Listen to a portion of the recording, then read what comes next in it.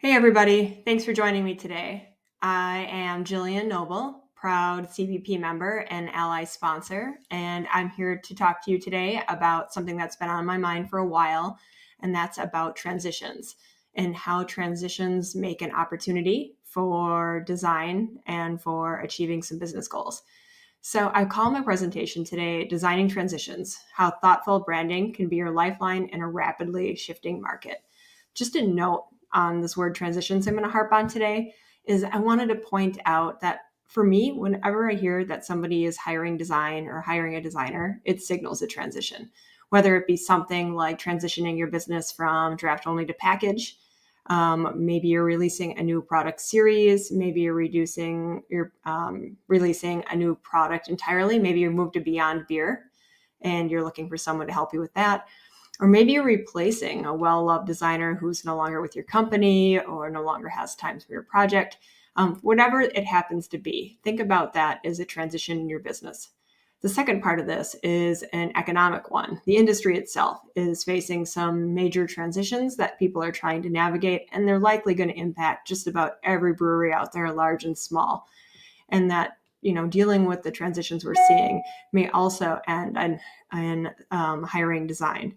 And so I want to talk about that specifically. So why don't we move on here? I have 4 specific bullet points I'm going to try to cover. I may meander a bit, so work with me. But ideally, we're going to talk about harnessing brand equity through audits, identifying smart improvement areas within your brand, selecting the right design partner, and starting to think about design as an investment rather than an expense. So those are my goals. A little more about me. So I mentioned my name is Jillian Noble. I'm founder and CCO of Elbengerk Design. I've been at this a while. Oh boy, I put it right on there, 15 plus years. I have a BFA and an MFA in graphic design, and I came out of school as a freelancer. But my first real serious design career job was actually as an assistant and then an associate professor of graphic design at the University of Wisconsin in Stevens Point, which is actually where my business is located now too, in case anyone's curious. So at the university, my role was to teach graphic design students branding, package, and systems design, which all lend themselves really well to where I'm at now, which is the idea of how to leverage brand. So to create the assets and the ideas and the stories, the package design. So you've got, in that point, it was like the 2007, 2008, 2009, and we were talking about building beer brands, which was, sort of very much exploding in the market, but everybody was in bottles, right? So we would build tiny little handheld 6-pack carrier models and do the stickers on the bottles, the whole thing. The students that were barely 21 were learning how to do that. And I was there 9 years. And so by 2016 or so, I left the university to work in the business full time. So during my teaching, all professors have to do what's called professional development. And for most professors, they give talks or write books or articles. But when you're a designer, you get to design. So I continued freelancing through all of that time. And by 2016, I guess I had amassed enough work to leave the university and do that full time. And here I've been. Shortly after that full-time move, I began to focus nearly exclusively on craft food and beverage. So that's where I've been sitting all this time. I guess that's enough about me. When I'm talking in front of a live group of people, I like to ask this question with a show of hands, but I can ask it rhetorically because it still sets the mood that I'm looking for. So I always like to know who's worked with a graphic designer before. And I'm guessing many of you are thinking, yeah, well, of course, we have to have certain aspects of our brand that need someone who knows what they're doing. And sure, many of you have worked with more than one. So there's lots of different versions of us: freelancers, in-house designers, small agencies, large agencies, maybe a friend with some great skills. All those are legit. But when you think about it, you depending on your needs and the goals of your business, there may be a better fit for you. So speaking of goals, I have worked with many breweries, food businesses, and some others, and essentially in all of my talkings, I can say that, I'm guessing most of you are here because you own a brewery or you work for a brewery or you're about to open one. And the goals when I talk to people, I've been able to boil down to, it's a little oversimplified, but let's just bear with me here. To make people happy, to sell more beer, and to gain momentum for more happiness and more sales. Like when you down to it, that's what we need. Everybody needs to earn income and profit so they can keep the business going, and the business is going so that there's more great beer and more followers of that great beer. And so, like businesses, designers also have goals. And so you might think that, what's a designer's goal? Well, of course, we would also like to work, but many people would guess that our goal is to make cool stuff. And that's true, right? We're hired to make labels or logos or shirts or whatever that happens to be.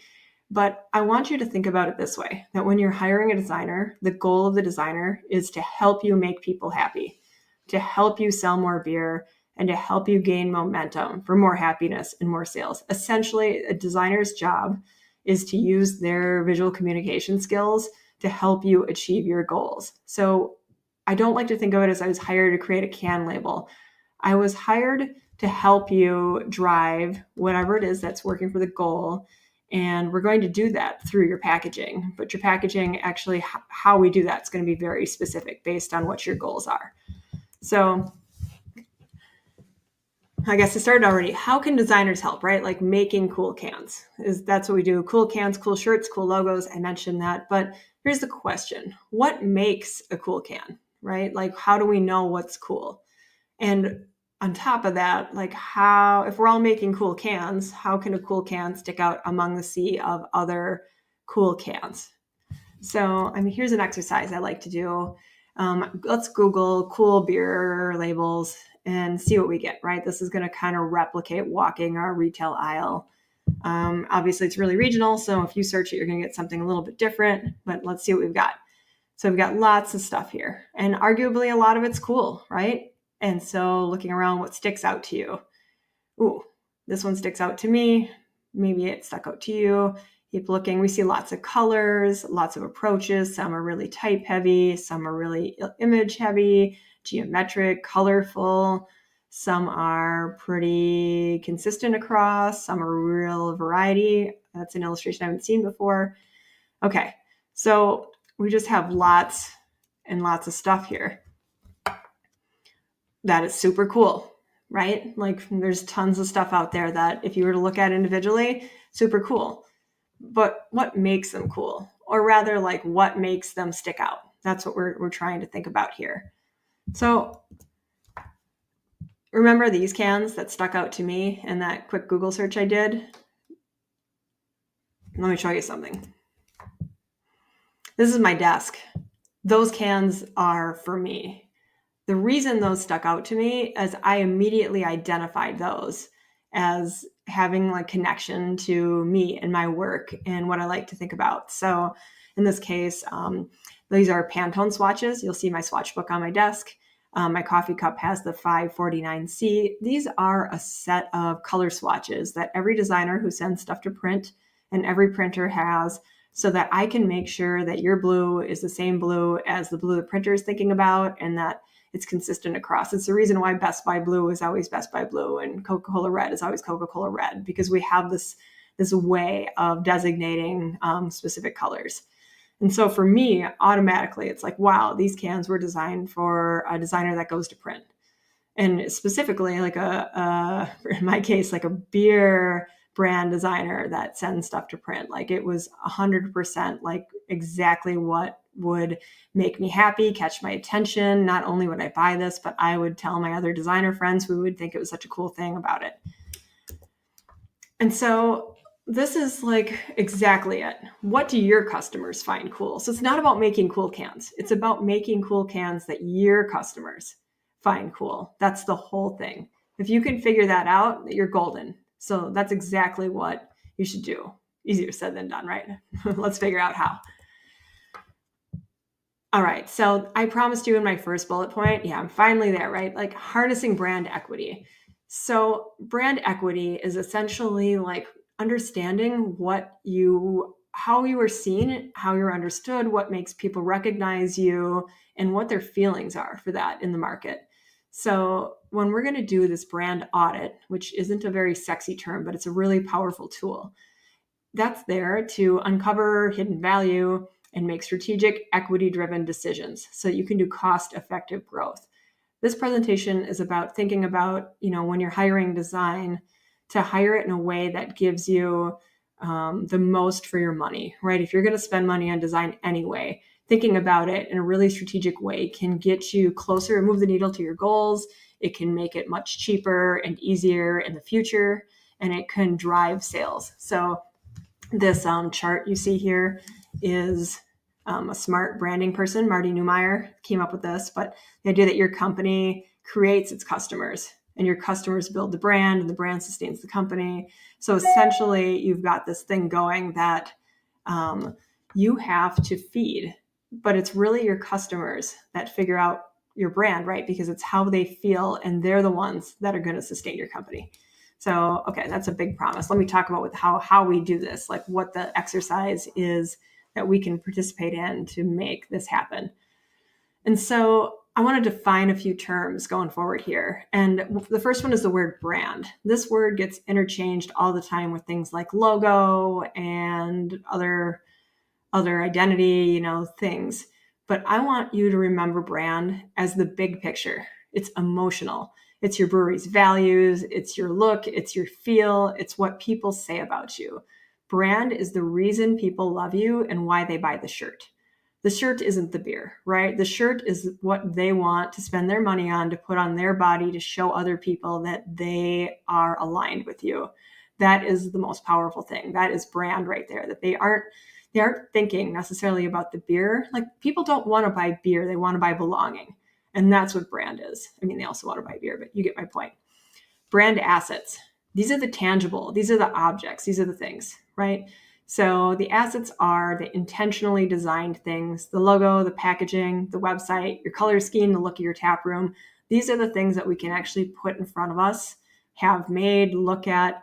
These are the pieces that we put out in the world to remind people of our brand. And so when we're going to do a brand audit, what we need to do is make a big pile of our brand assets. So we're going to get out our logo or logos if you have a suite of them, all your cans, can packaging, the families, your cartons, any other packaging, posters, social media posts. So social media posts are often discredited because they're a little bit ephemeral in a way, but they are so paramount in your brand voice. This is where you actually have your brand talking, right? Like, how do you treat people? How does it talk? What's the attitude? What do you say? How do you get people excited? What's your color scheme? What's the vibe of your tap room? What's your website look like? I'm sure you've had a couple by now. If you've been, if you're a decade or more old, it's probably likely you've been through some designs. And your merch, like, let's get it all out and look at it. Okay, we've got it. We got your pile. We're doing this brand evaluation. And there are three major things we're looking at here. And this is the easiest way for me to boil it down, is number one, consistency. So when you look at this pile of stuff, are your assets consistent across the brand, or is every single thing unique? And, unique is often considered like really powerful, and it is, but if everything is unique, then everything is unique. There isn't anything that constitutes like a big brand family that helps people recognize that this is part of your group, and starts to get that memory built. So looking at your things, so are you consistent? This is especially true in your packaging program. Like, after, a decade or more of cans, like, how consistent is your brand? And it doesn't have to be exactly the same, each one, but does it feel like it's all part of the same family? Look and feel. Does your brand look and feel like you in your current form? Are there elements not up to date with who you are now? So especially, as I keep bringing up businesses that have been around a while, you might feel different than you did when you first started. The world is different than when you first started. You've matured. You have different goals. You have different values. Your brewery may even be in a different building. You may make different kinds of products. There's a lot of things. So does it look and feel like you? Or does it look and feel like maybe you at a different point? Or does it not look and feel like you at all anymore? So those are good difficult question to ask. And number 3, performance. Like, this is function. So do things perform well? Are there particular assets that are not living up to expectations? Is there anything that actually frustrates you in how it works? So it's a little bit more difficult, but I think a concrete example helps. So let's do that. So here's a brand asset, right? We're going to take a look at your logo, or maybe there's been an evolution of logos, or you have a few in your set, right? So is it designed to create recognizability across your brand? When people see that, do they automatically connect? Is it easy for them to automatically connect that to you and your brand and your values? And so it really serves that function. Does it truly represent who you are today? When you look at that, does that feel right? Is that where you are at in your business? Oh man, the word journey comes up here, but I struggle with that one. So does it feel right? And lastly, performance. Does it have enough flexibility? So for some people, when they first started, they had a logo designed, or maybe they designed it on their own. But the problem is now that they only have this one version of it. Maybe it's an emblem. And that emblem is great, but you wish you had a horizontal or vertical, or you wish it were broken up into a few pieces for different uses. This shows up a lot in 2 places. One is social media. It can be difficult to get whatever you happen to have into that little circle in social media. And 2, in merch. If you have that same logo and that's all you have, and you just keep trying to put that on different shirts, it can be a real frustration point. Also, if you have ever tried to embroider your logo on a hat, for example, and it just doesn't work because it's way too detailed for embroidery to ever work, or way too many colors, or whatever that happens to be, that is a performance issue. And so you mark that down. All right, so the fun part for me, right? Your cans. And so this is the same exercise. Do they help create reinforced brand recognition? Your cans are you in the marketplace. This isn't somebody walking into your tap room. This is as close as they're going to get when they're in the store, right? Can you identify your little pocket of products from across the room? If not, maybe we have to think about that. Are they doing the best job representing who you are? When you look at your cans or your or your package programming, do they feel like you now? Do they do a really good job of representing your brewery and your business where it is? Do they have enough flexibility? This is usually what I mean is, so you have different kinds of products. You've got your core, your flagship products, you've got specialty, you've got seasonal, you maybe have a Beyond Beer, who knows what you've got going right now, right? Do your cans and does the system have enough familiarity so we understand it's part of your suite, but are they flexible enough that it's really clear to customers that these are one set of things and these are another set of things and these are the third set of things, so that we understand why we might not see one of them all the time, or why there might be different price points, or where the experimental, we should be looking for that and how we understand that. And lastly, particular issues. Do you have TTB problems where maybe it gets kicked back a lot, or is it blending on the shelf? Sales just are not, they flatten, they're not performing well. Those are all performance issues you can sort of mark down. And maybe they are. I mean, maybe one thing is that maybe one of your cans is performing amazing and some of the other ones aren't. That contrast is also really, really good, and mark that down.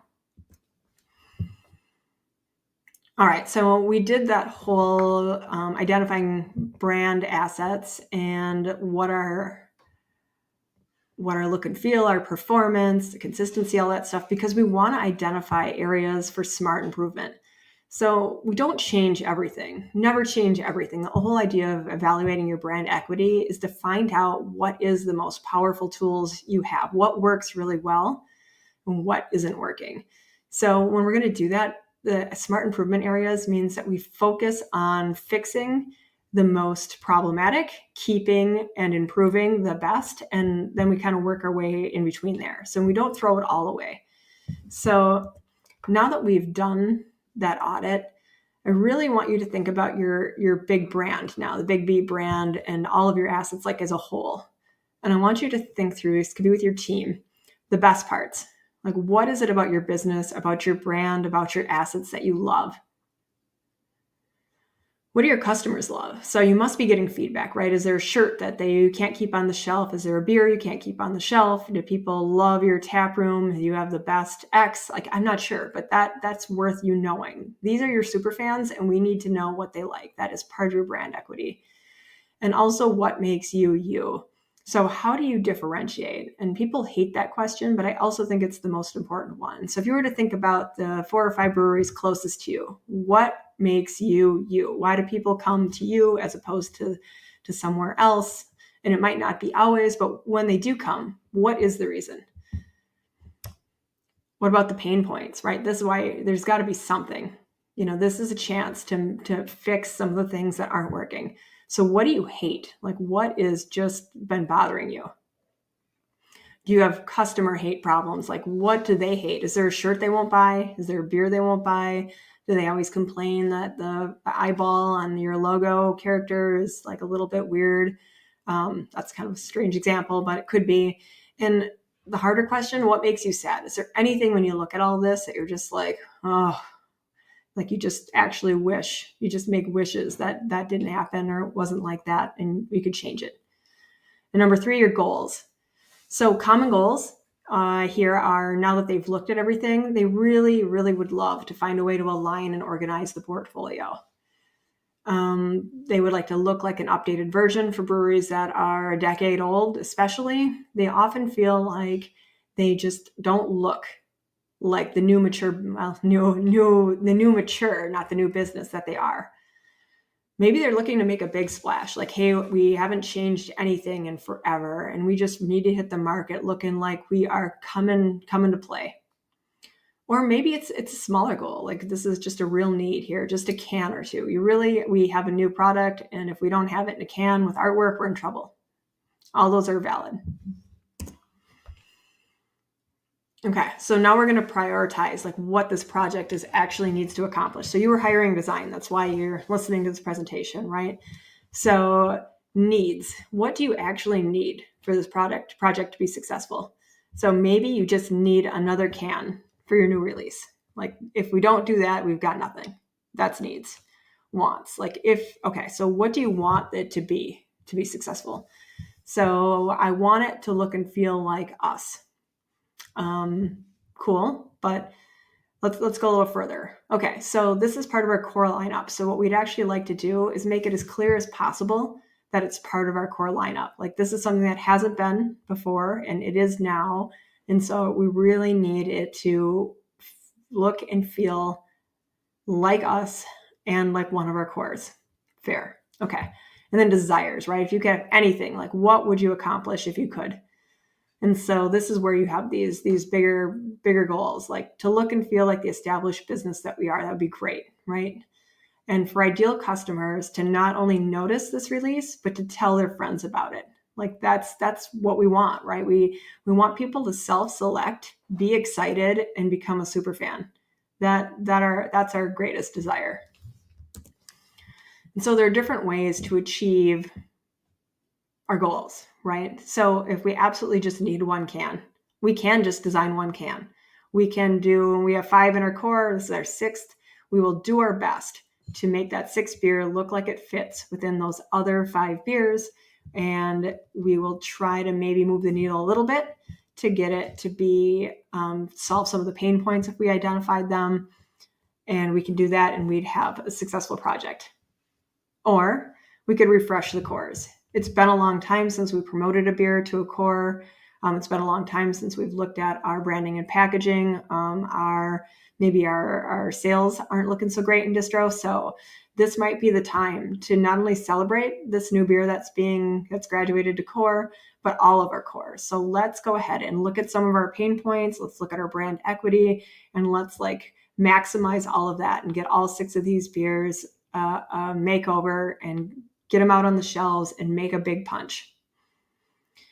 Or we can do a rebrand, right? Is it actually, after having gone through all this, we thought we only needed one can, but it seems like right now is a time when we really want our brewery to be repositioned. We were once this way, and now we have some new ideas, some new values. We have some really great things that have happened, and we want to make this big splash. So we're actually going to update our logo, our packaging, some of our voice and messaging, and like maybe our website.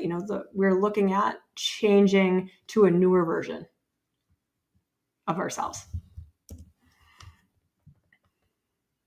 Okay, so this is my third bullet point about selecting the right design partner. And my slideshow might make it seem like you're going to select your designer after you've done this brand audit. And maybe you will, but I actually highly recommend that you involve whoever you hire or whoever you're planning to work with for design in this process. It is paramount that they understand your business, where you've been, where you are, where you're going, the pain points, the goals, all this stuff. Like, that is the only way they're really going to be able to maximize your brand equity and make strategic decisions with you about how whatever design you create going forward is going to maximize that design, so that you may end up moving not only your goals forward, but your next projects are easier, or you've increased the sales in the way you wanted to. So I put this afterwards because I really wanted you to understand the importance of that. But now when you're talking to designers, knowing that that's the process that, at least I believe, works really, really well at figuring out exactly the design changes that need to happen. When you talk to a designer, understanding where they're at and doing that process may help you pick the right person. So let's see. Ahead of this, I have another definition, or maybe a common misconception I wanted to spell here. And that's that artist doesn't imply designer. So an artist can certainly be a designer, and a designer can certainly be an artist, but they're not interchangeable. So this is something that, well, here's the best way. So when you hire an artist, you're asking, hey, I love your work. Can you make me a label? What you mean is like, I'd like to borrow your voice for my brand. So here's an example. And I want to start by saying there is absolutely nothing wrong with this. In fact, this is a great solution when you understand why you're making decisions. I just really want you to understand what they are. These are example cans and bottles from Westkill Brewery in Westkill, New York. And the artwork is by a very well-known but local to Westkill artist Steven Weinberg. And they've partnered. So the artwork on the cans is the artwork of Steven Weinberg, who is very well recognized, at least in their region. And so the brewery is borrowing his voice, his artwork, and putting it on their cans, and they name the beers accordingly. And this is a symbiotic relationship that works for both businesses. Okay, but it's Steven's voice on the Westkill cans. Does that make sense? I hope so. Okay, so let me show you the alternative here. When you're hiring a designer, when you ask, I love your work, can you make me a label? What you mean is, I'd love to work together to figure out our voice and what needs to happen to tell our story. So this is a different exercise. So here is an example that 100% you'll all recognize, and it's oddball for me because it's not core. This is like sub-brand, endorsed brand rather than core, but it's 100% perfect. An example about creating a voice that is specific to your brewery, your brand, in this case, your product lineup, that Voodoo Ranger is not anyone else's voice. It is entirely Voodoo Ranger. And you can't look at this or any of the cans in the series, now available in 19.2s at just about every convenience store ever, and not understand that this is 100% the personality, the voice, the color scheme, the expectation, the mood of Voodoo Ranger from New Belgium. And so hopefully that helps. So when you're talking about hiring artists, hiring a designer, what kind of process you want to work for, how you want to deal with your brand equity and creating voice, what you have, how long you've been in business, and what your needs are. I want you to think through all of these things when you're talking to design partners to figure out where you think you are and who you think might be the best person that you would trust working through the process you're most comfortable with. Okay, and my last point, design is an investment. So often when I talk to people, they're worried, like everybody is, about budget and especially about, mounting expenses. And so I wanted to try to flip the script on that a little bit and talk to you about how thoughtful and strategic design is a powerful tool for connection, longevity, positioning your brand, and getting through these market transitions. I mean, like I said, when I talk to people and they think about expenses, we all have them, right? These are things we need: rent, electric, payroll, printing, ingredients. Without this, there's no beer. And often design gets put in there, and it can be, right? Like without can artwork, you can't go to retail. You don't even have a UPC without it. So it's one of these things that you feel like, yeah, I'm going to spend money on. Great. I mean, I hear you, but what if we looked at it as an investment, which is where I sit? And obviously I'm biased here, but investments still cost money, just like expenses do. But the goal is you'll get more out of it in the long run. And so what if we thought about design as an investment? So what could I get out of design if I thought I was, if I'm thinking really hard about who I hire, the process I want to go through, how much I want to take on of my pain points, how close I want to get to my goals? I think the things that you're going to gain are longevity. So if you've really gone through the auditing process and you've really made good decisions about what you are going to attack and how much you're going to take on at once, you can create longevity so that your brand and your package, your designs won't need as frequent of updates. It's going to save costs and redesigns. It's going to make you more timeless and relevant if it's representing who you are now, rather than keeping going down things that are just not quite right. Scalability. So this is that systems design thing. A cohesive design system allows for seamless expansion into new products or categories. So that maximizes the return on your initial investment. Okay, this is a fancy way of saying that if you've really thought through how your family of cans is designed and come up with a way that gives you consistency and variety and how you handle these things, you've now invested all of that so that the next can or the next product line or the next series is actually already partially thought out, if not a lot more than that thought out. So you don't have to keep doing this one at a time. You know who you are, you know what it's going to do, and you can keep moving. Differentiation. Standing out in a crowded market is tough. So this is where we really need to connect. Not only do we need to know who your nearest neighbors are and your competition, but we need to know who your customers are. We need to know your brand story, and we need to make really strong connections. Just like those cans I showed you that were like my swatch book. We know who we're talking to. We can jump out of the shelf at them. If we're trying to attract everybody in the same way with our cool cans, then we're cool can versus cool can rather than the right can for the right people. And so I think that's powerful. But most importantly, brand equity, like really evaluating, understanding, working with you on figuring out your brand equity and what needs to stay, what needs to go, and what needs to just be updated and improved to really stay who you are, but the new, matured, best version of yourself. And so I've included an example here of a project we're really proud of. We worked on this year. This brewery was, I think, 13 or 14 years old, and they had not ever updated their products. So the labeling that they started with was, felt true to where they started. But since then, so much has happened. They've grown. They've got a brand new building. They've got a beautiful facility. They are much more capability. Distribution is going great, but they just were not getting, their look and feel wasn't working. The consistency was almost too consistent to a fault where it was problematic to differentiate products. The brand family was difficult to identify.